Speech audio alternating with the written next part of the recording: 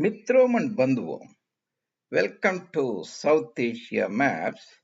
This is your education channel and intellectual chathias channel. This is your presenter, Dr. Reddy. Mitronam, today we are discussing and continuing our interesting series. That is Human Ecology Predicament. Predicament is the dilemma. We are 8 billion on the planet Earth. Today is 2024 January. How we'll continue our lifestyles and affluence in the future. I have jotted down few important topics that I broadly mold into the laws or sayings or findings, discoveries. I use a very broad term, essentially to say I will take up certain important concept or a particular discoverer or sayer or a founder and what they articulated that point, how that will affect our daily life. This is nothing to do with politics. And I feel that political leaders will not have much role to play in our lives in the coming years. These laws and sayings, findings will have a serious impact on our lives. Today, part 131, we will be discussing oil is food, that is the law. Oil is food law and food is oil law. This was articulated by Professor Alan Bartlett of United States. The law is oil is food law, food is oil law. After the end of this topic, you will get a very deep inkling of what this law is, how it molds our life. Mitram, and if you are new to my presentations, I have posted more than 490 presentations as of January 2024 at South Asia Maps J. Reddy. You can go and look at them. They are varied, diverse topics, covers Indology, human ecology, wars, treaties, geography, Bombay Presidency, Madras Presidency, global geography, Tamil Nadu, and so on. You can choose the particular topic of your interest. You can explore because I have put them in nearly 35 or so playlists for your convenience. And we started long back. I started my Human Ecology series in South Asia Maps. This is the party one. I posted more than 50 there.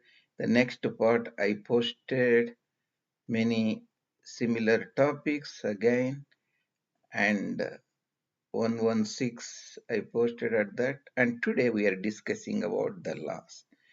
We finished Professor Hardin's law, tragedy of commons. Now we take up Alan Bartlett law. Food is oil and humans are oil. Why human biomass is oil today and what is its significance in our lives? That will be the point of discussion in this presentation.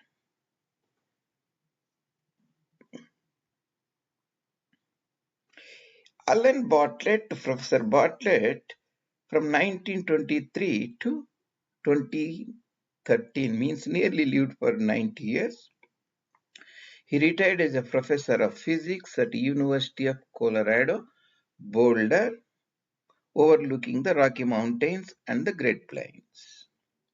He is known for exponential growth curve that is compounding, arithmetic, and population and energy and sustainability. He lectured more than 1700 lectures to various audience and highlighting the importance.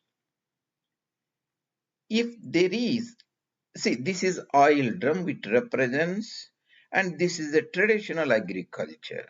So this is the traditional agriculture, this is modern agriculture, or I won't say modern, this is industrial agriculture, industrial farming, based upon burning of the fossil fuels. Means use the tractors, harvesters and combiners to do the lot of work. And tractors are nothing but iron, coal, aluminum, which are dug from the earth by drawdown and metamorphosed means changed into tractor, again using the coal or oil or energy you run them. So essentially oil based. Pesticides, herbicides, these are all oil based. So even packaging and shipping is oil based, and food is stored now shipped to air conditioned shopping malls.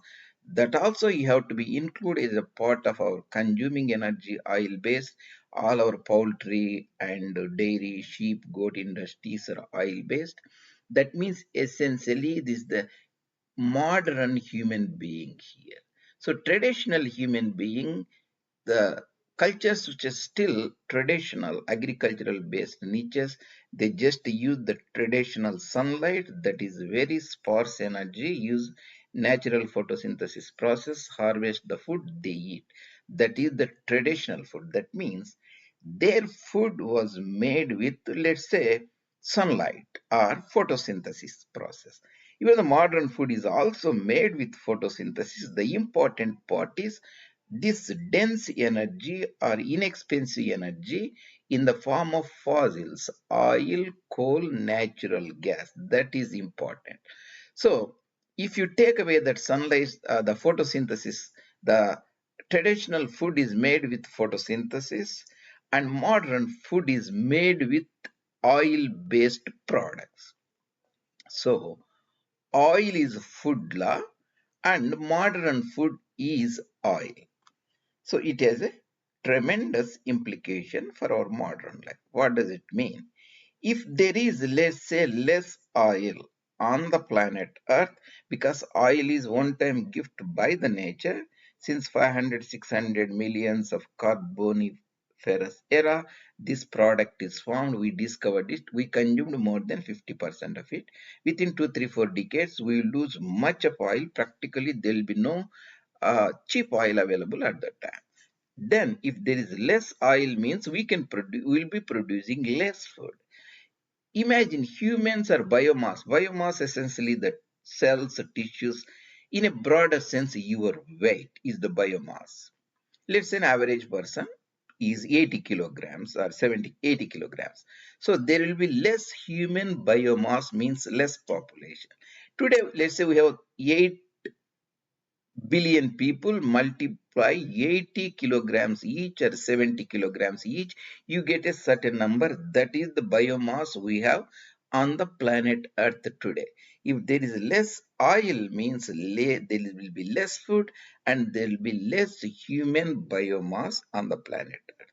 Imagine if there is no oil on the planet Earth in practical sense. That means there will be far less food. That means there will be far human biomass or population on the planet Earth. Now our population is 8 billion, and every year we are adding net almost 80 millions. 10 years means you'll get 800 millions, 12 years almost, 12, 13 years is 1 billion. So by 2050 or so, we'll have 10 billion. By the time the oil resources will deplete, and from that time onwards there will be less and less people. The scenario is extremely frightening unless humans think about it and alleviate the problem. So that's why this law is very, very critical. Bartlett law: oil is food, that is the law, and food is oil. All modern human biomass population indirectly made with oil. Still, in the countries like India, there is still a lot of traditional agriculture, people plowing the fields and harvesting. When I moved to North America, I start realizing my body is made with oil, and that has a greater implications in the coming years. So, carrying capacity is the ability of the land to support the load, ecological load, in our sense, the human biomass. Because we have taken over the forest from the hunters and gatherers, we could able to support more people. Let's say 10 square kilometers of the land hunters and gatherers, only 10 people can be supported arbitrarily. Now, in that village, by traditional agriculture, we can support 500 people. That taking over is a constant or a permanent almost, that is a good carrying capacity, permanent carrying capacity in a farmland. What happens after some time the industrialization started? See, previously all our food was coming by the solar energy. Now our food is coming from the coal, oil, and natural gas. This is a dense energy. This is the photosynthesis sparse energy. Fossil fuel discoveries made industrial agriculture possible since 1800 and brought population overload, redundancy anxiety on the planet Earth. 8 billion people on the planet Earth is very high. That means, in other sense, we can say people who are living 100 years back or so, their guts were filled with the food coming from photosynthesis. Now, our modern guts, our stomachs are filled with the essentially fossil fuels. Of course, they are metamorphosed, converted into corn and our regular food. Human stomach is filled with the food. One of the major mistakes humans made is the conversion of agriculture from takeover. Clearing the forest and starting the farmland using the photosynthesis was good. Later, we started drawing down for oil and coal and started industrial agriculture. That was one of the monumental mistake or misachievement of the humans on the earth. This is the traditional agriculture. 1818, we have only 1 billion people. 1919, 2 billion people agriculture. After World War I, large-scale industrialization, green revolution, urea fertilizers, phosphate rock fertilizers now dawned us redundant population of 8 billion people. This is the industrial farming. Now, this human biomass is nothing but oil. That is the oil food law.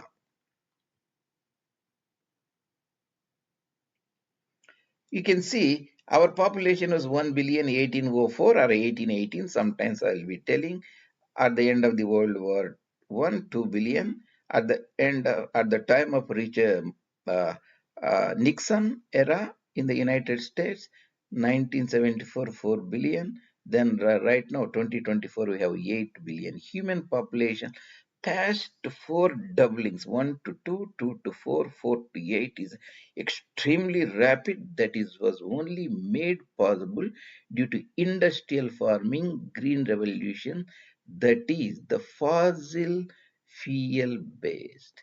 So what is the issue now?